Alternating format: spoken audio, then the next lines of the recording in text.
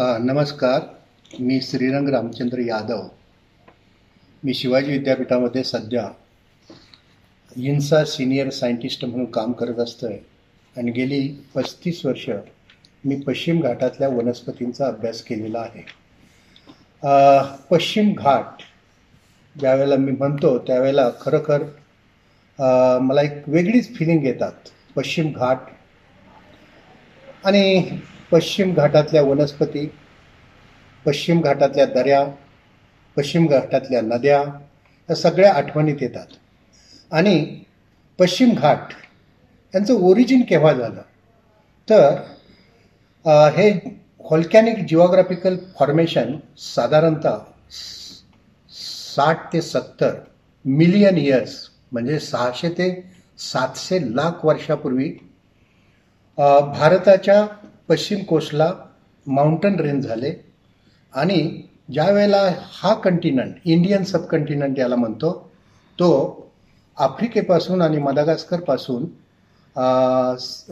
Drift होत होता आणि त्यावेळेला हे माउंटन्स तयार झाले.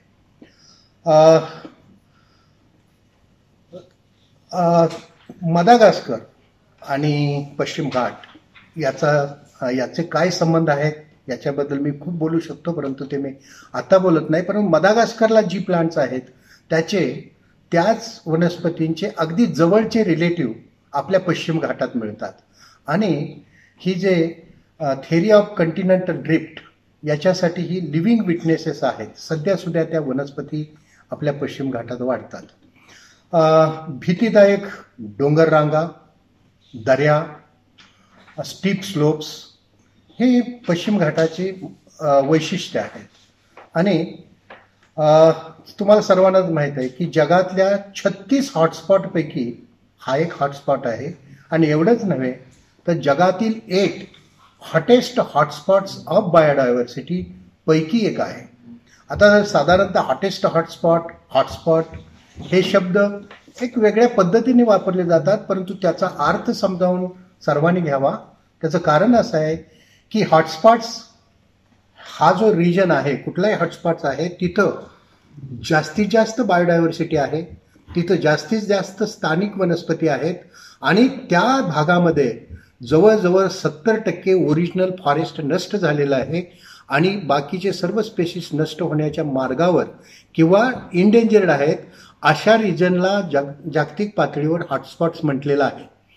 हॉटस्पॉट ज्या वेळेला त्याची कुठलाही रिजन डिक्लेअर केला जातो त्याचा अर्थ की इमिजिएट स्टेप आपल्याला त्याचं कॉन्झर्वेशनसाठी कराव्या लागतात, म्हणून त्याला हॉटस्पॉट म्हटलेला आहे. तो काय फॅन्सी वर्ड नव्हे, त्याला फार सायंटिफिक मिनिंग आहे. आता पश्चिम घाट हा भारतातल्या 10 बायोजिओग्राफिक झोनपैकी एक झोन आहे आणि त्याचं जे महत्त्व आहे आपल्या सर्वांच्या जीवनामध्ये, भारतीय लोकांच्या जीवनामध्ये, it has a great influence. त्याचा फार मोठा इन्फ्लुएन्स पहिला तर रेनफॉल पॅटर्न, पेनिन्सुलर इंडियामध्ये जो रेनफॉल पॅटर्न आहे त्याच्यावर आहे. त्याचा मोठा इन्फ्लुएन्स क्लायमेट, जे क्लायमेट आपण एन्जॉय करतो पेनिन्सुलर इंडियामध्ये त्याच्यावर आहे. त्याचा मोठा इफेक्ट ॲग्रिकल्चरवर आहे आणि सिमिलरली एंटायर सोसायटीवर पश्चिम घाटाचा मोठा इन्फ्लुएन्स आहे. ना पश्चिम घाटाचं महत्त्व काय आपल्या जीवनात, तर पहिलं hydrological cycle in peninsular India जी आहे, म्हणजे पावसाचं ऋतुचक्र हे पश्चिम घाटानं कंट्रोल केलं जातं. दुसरं जे आहे ते क्लायमेट. खूप लोक येतात आणि पश्चिम घाटाच्या आजूबाजूला बेळगाव, सातारा, सांगली किंवा कोल्हापूर, पुणे या ठिकाणी सेटल होतात. कारण काय तर जे क्लायमेट इथं जे आहे ते सुद्धा कंट्रोल्ड बाय वेस्टर्न घाट्स.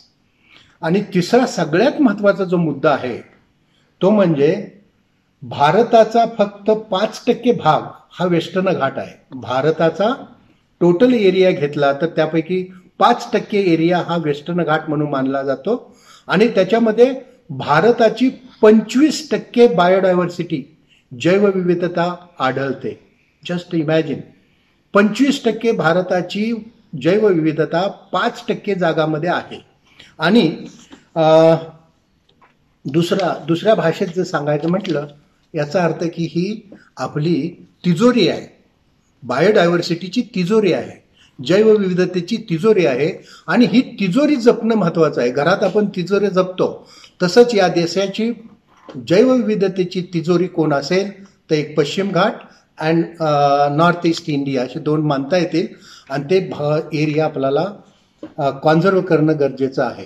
दुसरं हे झालं अबाउट वॉटर इरिगेशन आणि water supply to entire peninsular India. दुसरं जे महत्त्व आहे तर हाय इंडॅमिझम. इंडॅमिझम म्हणजे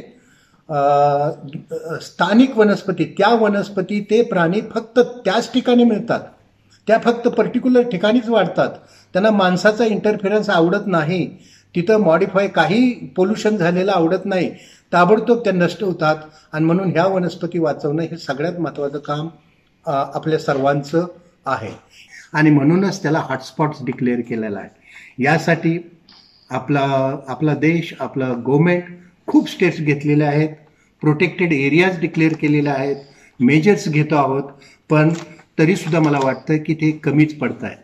तर जे निसर्गप्रेमी आहेत, पर्वतप्रेमी आहेत, त्यांच्या लक्षात यायला पाहिजे की पश्चिम घाट ही आपली जीन बँक आहे, आपली संपत्ती आहे आणि तिला वाचवणं, तिचं संवर्धन करणं ही आपल्या सगळ्याची जबाबदारी येते. धन्यवाद.